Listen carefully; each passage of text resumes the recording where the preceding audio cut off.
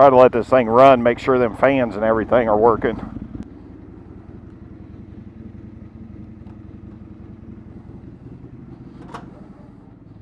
I noticed when I parked it, it was leaking oil, so I'm not sure what happened. It just had a fresh oil change. Deposit. This is the new credit union. Got some cash, baby.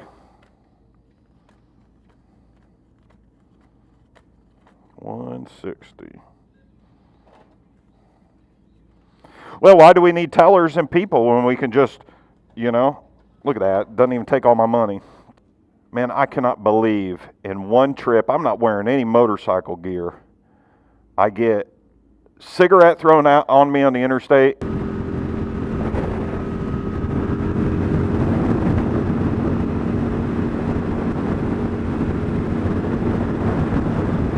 Dude, what the fuck, bro?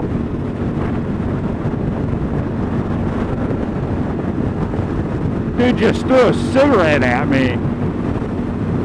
This old ass lady smoking with, fucking hit me with a cigarette. A fucking idiot, man. I cannot believe that lady threw a fucking lit cigarette out that window and hit me. And I almost wrecked with no riding gear on with a deer. Totally my fault.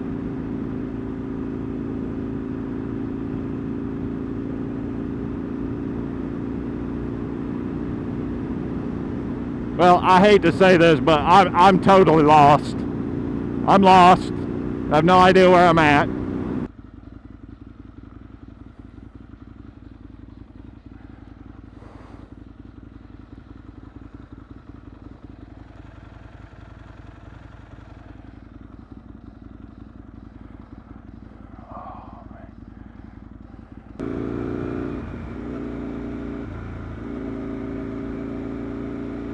Oh shit, a deer. Holy fuck, look at that baby deer.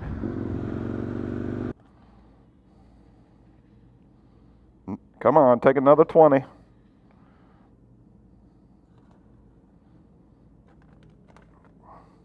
The hell's it not taking that money?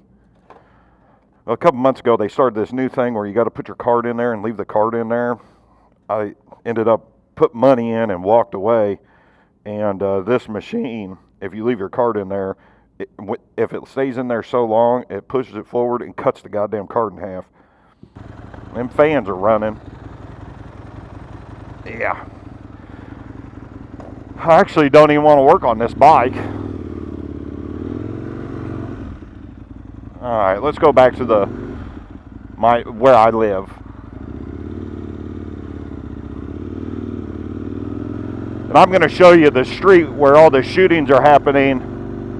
And I talked to somebody about, they gave me the lowdown on one of the motorcycle shops there in town that supposedly the DEA came in and shut them down for selling drugs out of.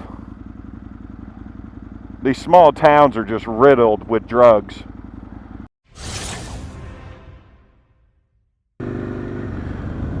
Okay, so we're turning here on where the first gunshots were fired when the police were asking for video surveillance. And here's the craziest thing about this, is this road where these houses are, dude, these are nice houses.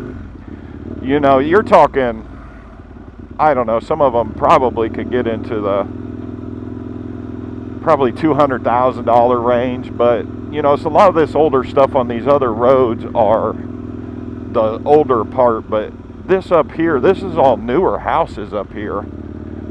And the fucking story I got was so crazy that I was like, I had to check my cameras, but I really didn't believe it because they told me prostitution and methamphetamine. And I just, you drive through here and you think, what the hell's going on? You know what I mean? And it's this road here, and there's a sheriff that lives on one of these roads here.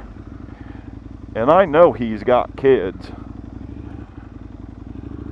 And it's just all the meth is just spilling into these small communities, especially right now.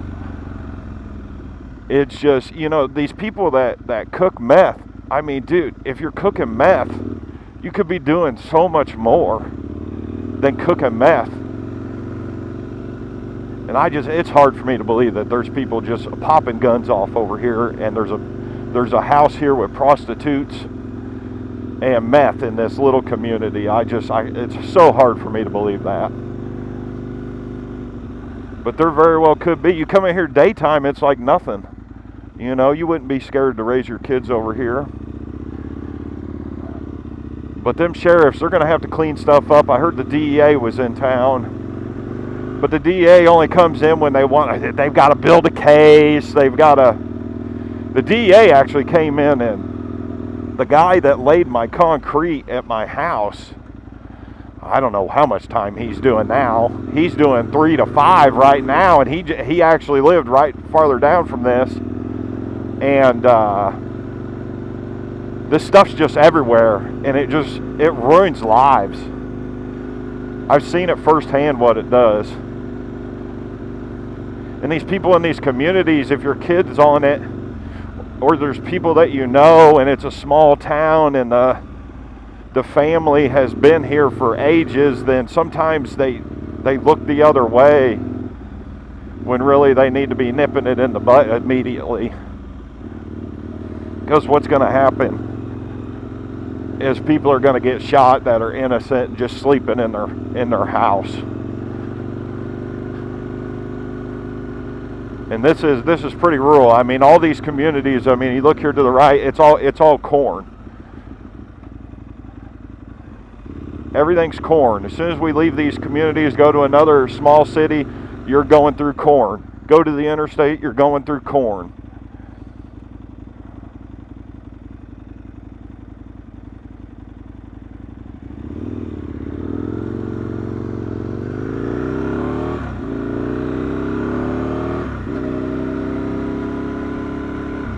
And I don't know if this Harley shop's in business.